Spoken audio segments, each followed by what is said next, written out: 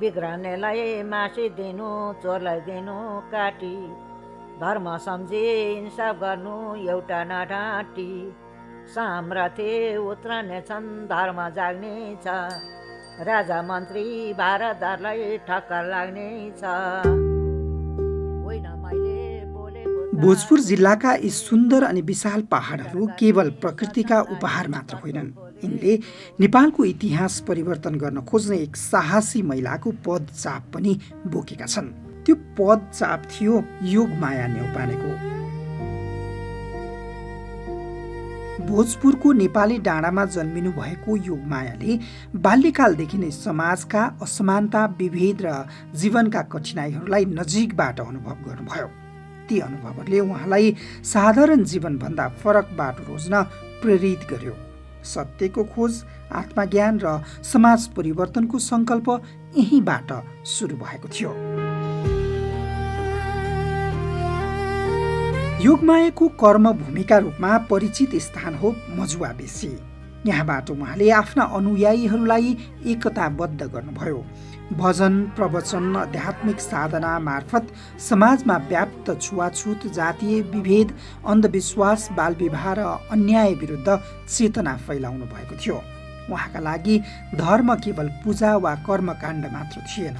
धर्म भनेको सत्य, न्याय र मानव समानताको मार्ग थियो।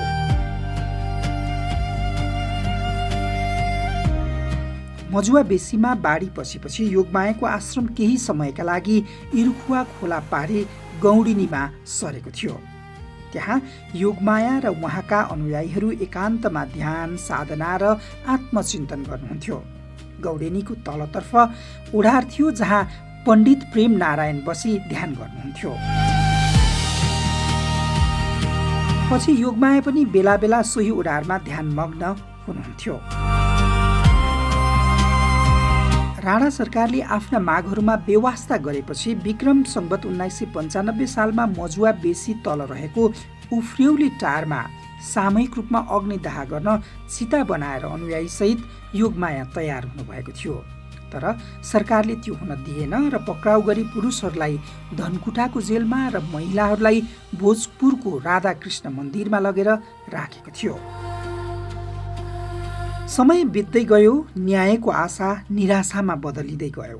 अन्ततः योगमायाको आश्रम मजुवा बेसीबाट हरिशयनी एकादशीका दिन जल समाधि लिने तय गरी अरुण नदी किनारतर्फ उहाँहरू लाग्नुभयो।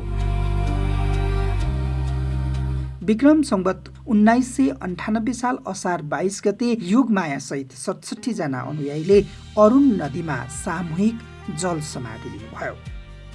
यो कुनै हार थिएन, यो अन्याय विरुद्धको अन्तिम प्रतिरोध थियो।